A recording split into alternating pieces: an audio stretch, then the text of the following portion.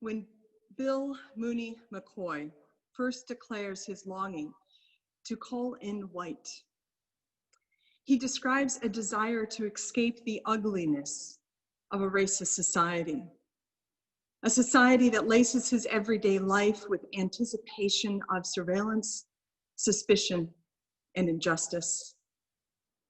He asks, is it too much to ask to have just one microaggression-free day? A day I don't have to explain what I have to explain. In recent weeks, protests have been calling us all to look squarely at the reality of such ugliness. We are called to bear witness to images of violent brutality against Black lives, a knee on the neck of George Floyd, Ahmaud Arbery shot while jogging on a leafy street, shots fired in the middle of the night into Breonna Taylor's home. But there are also other images,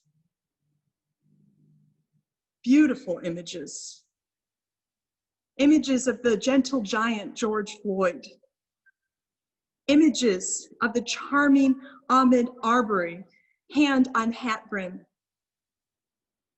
images of Breonna Taylor's radiant smile as she stands in uniform, diploma in hand. Looking at these pictures, do you see the beauty? In a book entitled On Beauty and Being Just, philosopher Elaine Scarry relates how she asks people to describe an error they have made about beauty. Can you think of an error you have made about beauty? As an example, Scarry describes how she was wrong about palm trees. She writes, "Suddenly I am on a balcony and its huge swaying leaves are before me at eye level, arching, waving, cresting and breaking in the soft air, throwing the sunlight up over itself and catching it on the other side, running its fingers down its own piano keys, then running them up back again, shuffling and dealing glittering decks of aqua, green, yellow, and white. It is everything I have always loved, fern-like, feather-like, fan-like, open, lustrously in love with air and light." Her perception of palm trees as ugly quickly revises as the beautiful array arrives, filling her awareness, striking her with its beauty. Why do such errors in beauty matter? So what if we see ugly where another sees beauty? Or if we see beauty when another dismisses the sight as ugly or turns away in bland indifference? If beauty was only a cultural perception of aesthetic preference, perhaps such errors would be of little significance. But perceptions of beauty are often so much more. Classical author Dante wrote, "Beauty awakens the soul to act." And poet Mary Oliver once said, "We need beauty because it makes us ache to be worthy of it." In other words, beauty has the power to move us to respond, to ache for something more in our lives and in our world. Beauty can urge action. Could the same be true for ugliness? In recent weeks, we have seen a lot of ugliness that may not have been entirely visible to all of us before the recent images. So ugly was the killing of George Floyd that police chiefs across the nation have denounced it, including our own here in Wayland. Hundreds of thousands nationally have responded in angry revulsion to the killing of Floyd. The torrent of bodies, signs, and protests proclaim this is not okay. Black lives matter.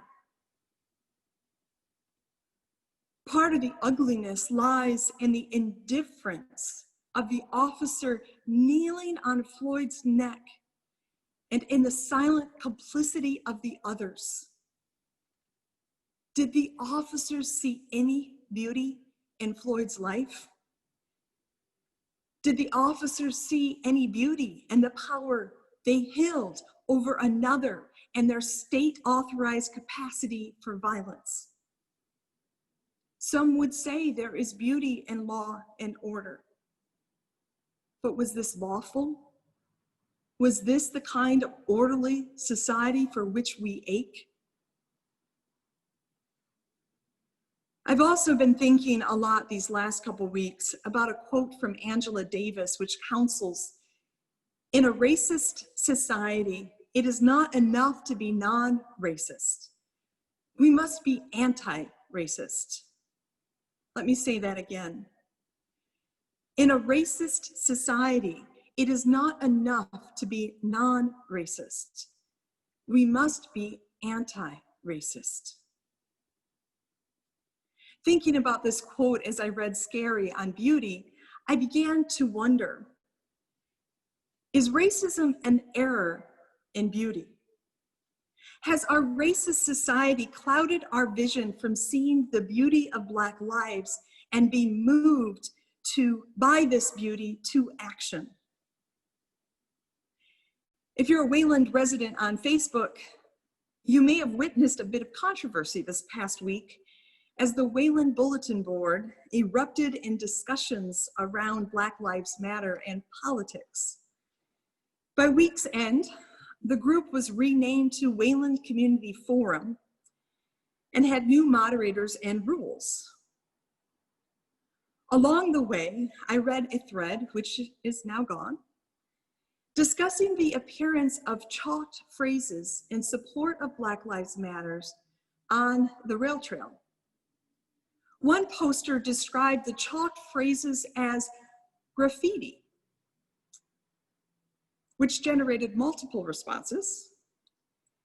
Again, I wondered about the error of beauty. Were these statements in support of Black lives beautiful expressions of conviction, solidarity, and action? Or were they graffiti, ugly, unwelcome writing and images on a public way?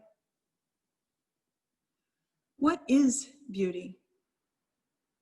In her deliberations, Scary insists beauty cannot be separated from the particular. As such, one of the errors in beauty emerges from making a composite of particulars. As illustration, she quotes Proust, who writes, "So it is that a well-read man will at once begin to yawn at boredom when one speaks of him as a new good book, because he imagines a sort of composite of all the good books he has read. Whereas a good book is something special, something unforeseeable, and it is made up not of the sum of all previous masterpieces, but of something which the most thorough assimilation would not enable him to discover." As further illustration, Scary returns to her palm trees. In her indifference to palms, she simply dismissed them as a composite idea of palms in mind. Having awakened to their beauty, however, she holds in mind the experiences of particular palms, like the arching tree of light and air off her balcony. So perhaps when we speak of the beauty of Black lives or the ugliness of racism, we should not think in composite, but in particular. The particular image of 17-year-old Trayvon Martin strolling with a friend, cotton hoodie worn with all the casual ease of an adolescent, popping the colorful red, yellow, orange Skittles as he walked home. Then an ugly, violent death on a sidewalk by a self-appointed neighborhood watchman, George Zimmerman. In protest, the hashtag Black Lives Matter emerges. The particular image of Sandra Bland driving on a summer day, recent memories of the 4th of July spent with family in mind, anticipating the start of a new job at her alma mater, Prairie View A&M, a historically Black state university in rural Texas. Then the ugly confrontation with an officer. Days later, found dead in her jail cell. In response, Say Her Name begins to trend. There are so many particular names.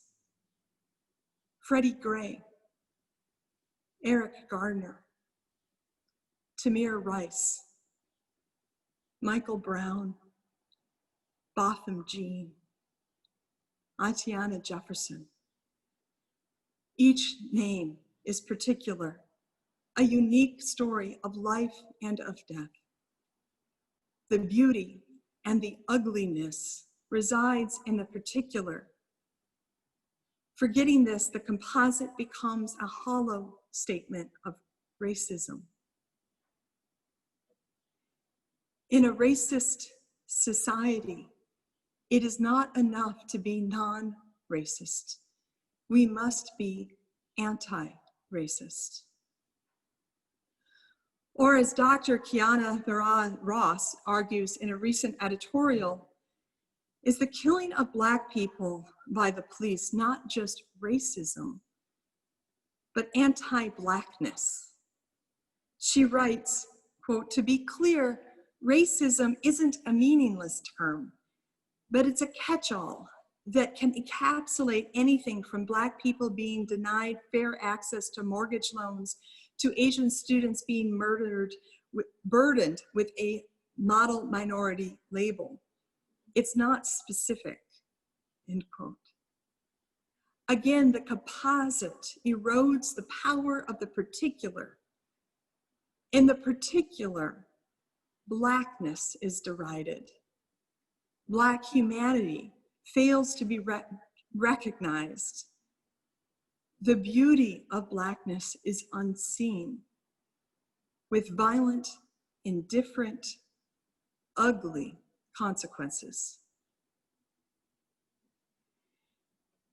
In his own Globe editorial on Calling in White, Bill Mooney McCoy ends by embracing the beauty of Black life. Real talk. I actually don't want it to be any other way. I'm proud, grateful to be part of a heritage that includes Crispus Attucks, Katherine G. Johnson, John D. O'Brien, Elijah McCoy, William Grant Still, Jesse Owens, Anita Hill, Scott Joplin, Simone Manuel, T'Challa, and my late father. The beauty lies in the particular, in the names and the stories of Black life. Do we see the beauty? Mary Oliver challenges, we need beauty because it makes us ache to be worthy of it. What might it mean for each of us to be worthy of the beauty of Black lives, of the life of George Floyd, Ahmaud Arbery, Breonna Taylor, of the life of Sandra Bland, Tamir Rice, Trayvon Martin? This is not an empty question. Beauty awakens the soul to act. How will each of us act? How might we act together? In the coming days, weeks, and months, my hope is that you will join me in actively considering how to act. I know many of you have wrestled with such questions for decades and may feel tired or even a bit hopeless. In such moments, I encourage you to look again at the particular beauty of lives lost. May the beauty beget an ache, a longing to act. May we not settle with being non-racist. May we actively seek to be anti-racist, disrupting anti-Blackness as we proclaim Black Lives Matter. So may it be. Amen.